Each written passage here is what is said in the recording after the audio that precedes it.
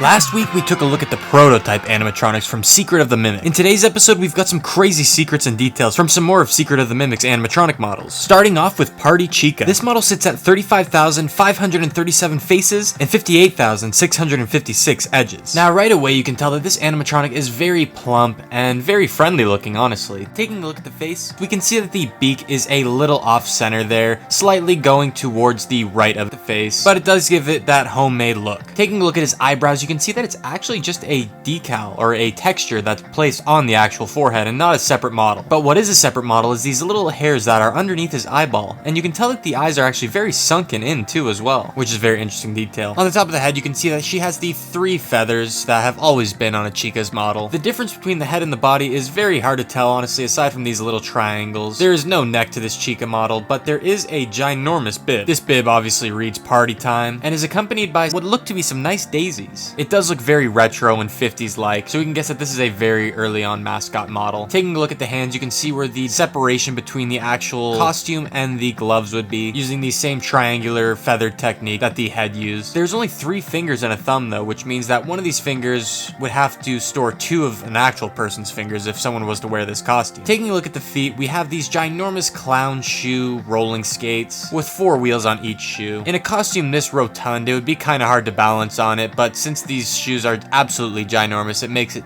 a little bit easier for anyone who would have the unfortunate job of wearing this. But I do generally really like these shoes. Also, if we take away the arms and the head of Chica's costume here, you can see that there's just a stuffing inside, almost as if it's just a protective inside insulating layer to the costume, so that when someone wears it, they're either warm or fitted well to the suit, however that mechanism works. Up next, we have the Jester. This model sits at 18,184 faces and 28,378 edges. This model is very creepy and honestly has a very similar snout to Chuck E. Cheese. And as we can see, taking a look at the inside of the mouth, you can see this little gradient that someone would be able to look out of if they were wearing this costume, with big chunky teeth that are kind of blocking the view, to be honest. Again, like Chica, his eyes are very sunken in, but not as deep, and they don't have the morning shadow that Chica's did. But on his head, he has this little 2-pronged hat with a pom-pom at the end of each, one side being more of a maroon, the other side being yellow, obviously. Around his neck, he also has this Shakespearean-esque collar with the same half and half color scheme, but opposite sides from before. And his body, arms, and legs all have the exact same patterning, the diamond, maroon, and yellow all over his body. He does have sort of a gut to him, but not nearly as big as Chica's was. His arms are also pretty uniform with that same cloth material and has pretty uniform normal hands. Again, we see though that he does only have 3 fingers and a thumb instead of the 4 fingers that a normal human obviously has. But he does have that little Shakespearean furl at the edge of his wrists as well. It does look like he borrows a little bit from Chica's model too with the shoes. However, there is no actual rollerblades. Mostly it's just the rotundness that this copies from Chica's model. And again, without the head, it just sort of looks the same as the interior of Chica's model look, although it is definitely a larger head slot. Up next, we have Swing Bee. Now this model sits at 14,724 faces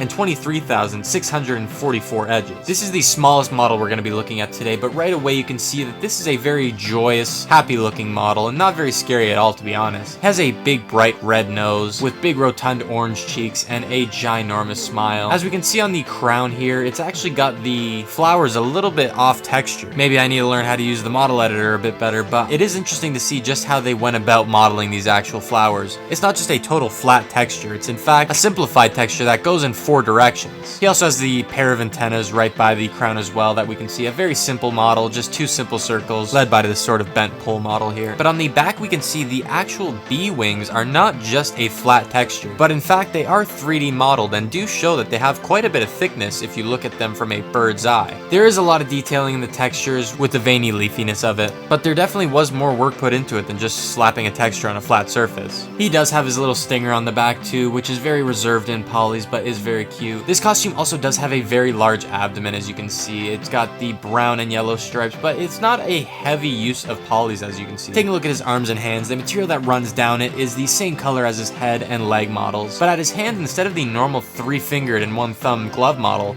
we actually just have a full mitten, which might be a little bit more comfortable for someone wearing it, but who knows, maybe it's not. And taking a look at the feet, they also are very long and not as rotund as the clown shoes were on the Jester and Party Chica. The legs, however, are the exact same color as before, and not too much else is interesting with this model, so let's move on to Mycelium Man. This model sits at 15,580 faces and 24,737 edges. Right away, we can take a look at the inside of his eye sockets and see that the Mimic's eyes have made their reappearance. This model is showcasing that the Mimic is currently inhabiting this suit, and shows that if we were playing the game right now, we would definitely have to be worried. But we can also take a look at the scarf that surrounds his body. It is a nice yellow shiny scarf model that goes all the way around his head, just like the mushroom that sits right on top of his head. It is a blue mushroom that is very reminiscent to the Terraria mushroom NPC, if anyone's aware of that guy. But it is a very elongated mushroom tip. He has that same rotund body like the Jester and Chica, but this time he has a pair of overalls with some pretty heavily detailed clips on the actual chest. His arms are very simplistic, but his hands and fingers are a little bit longer than the average mascot. Again, he has the 3 fingers 1 thumb combo, but unlike the other costumes, he actually does have more of a thin-tipped heel sort of shoe. This one is a much more interesting model. Although it is very simple, looks very complementary to the Mycelium Man model with the overall farm look to it. We can take away the scarf and the mushroom top to see what Mycelium Man's head normally would look like, and honestly, it's kind of creepy. It's kind of reminiscent to Shy Guy from Mario games as well, but you can obviously see where the head and the body would separate right at the furl here. Up next, we have the Star Orphans. These models combined sit at 26,466 faces and 53,902 edges. I guess individually, these models would be the smallest, but since they're coming in as a package deal today, we're going to be looking at them as an entire group. All 4 Star Orphans basically share the exact same phenotype, having 2 star arms, 2 star legs, the star head, and the heart on the front and back of the model. However, there are a few key deviations between the 4 actual Star Orphans here, so let's take a look at them. First up, we have the red one. This is the only orphan to have a binky or soother in its mouth. There are a million names that this thing has, so you call it what you like. But as you can see looking at the yellow Star Orphan, the difference in this one is actually that it does not have its right eye. It only showcases a socket with some either wires or threads poking out of it. Most likely wires. Up next, we have the blue orphan, who clearly has the blues with the broken heart on the chest and the frown across the face. And finally, we have green. Now this one is just pretty mundane. Doesn't really have much different from the rest. However, it does have a slight frown with angry eyebrows, so that might be what this guy's whole gimmick is. But the green one is as plain as these Star Orphans can get. Other than that, there's not too much to look at with these guys since they're very simple. So let's move on to White Tiger. This guy sits at 15,194 faces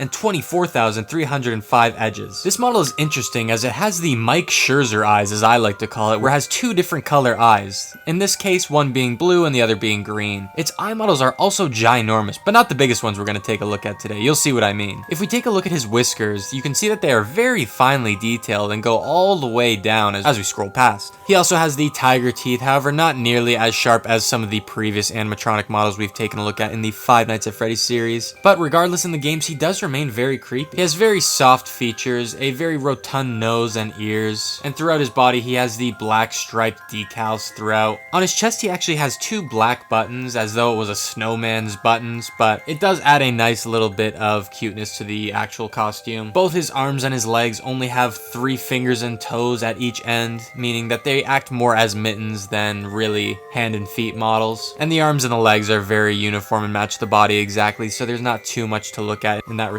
He does have a very long tail model at the back though, which is interesting. And as you can see, it gets wider as it gets closer to the tip of the tail. And taking a look at the bottom of his hands and feet too, you can actually see that he does have the tiger print on the bottom of his hands, as we would like to see, but also interestingly on the bottom of his feet, which you might not really get to see too much since he's constantly standing on it. We can also take the head off this guy, and instead of the standard beige-ish costume stuffing, this one sort of has a red stuffing to it. It's a little bit of a switch up, but probably not much of a difference. Up next, we have Springlock Monty. This model sits at 66,877 faces and 116,581 edges. This is the densest model in poly count and edge count we're going to look at today. And obviously, we know why. There's a lot of detail to go through through, but a lot of it that does also just borrow from last episode's Springlock, Fredbear, and Bonnie models. So obviously I'm not going to go over the body too much here since we did last video, but what's very different is the head model. As you can see, he has the elongated alligator snout as he should, very reminiscent to what Foxy might have, except obviously more geared towards an alligator snout. The big nostrils at the end really signify that and drive that point home, and to give that country vibe that an alligator would really necessarily need, they give him a little straw hat with a red feather at the tip with a good amount of detail on the feather. Actually, it's a very handsome looking hat. They've given him a green paint job, except for on his chest and legs where you can see an overall design painted throughout his body. His arms and his legs do match the Springlock, Fredbear, and Bonnie from our previous episode, as well as the interior springlock mechanism. But unlike the springlocks, he actually does have this tail on the back of his body. It's segmented into 3 sections with the same sort of rubberized interior coating that the rest of the animatronic has. Who knows if it was too early on for this animatronic tail to have any movement whatsoever, but it does have these segments that would suggest that it could move. It also has these little fins on it that are modeled pretty well. The fins also have some good topology on them as well, but it definitely does make this model a lot better having the tail there. I do really like this model, and it showcases that Monty was a animatronic idea for a while before Security Breach came into play. Another interesting animatronic that really shouldn't technically exist, but does because of fans back in the day, is Springlock Bub. This model is very similar in faces and edges to Monty and sits at 66,648 faces and 116,965 edges. Now the body's exactly the same as the one we just previously looked at, so again I'm not going to go over it,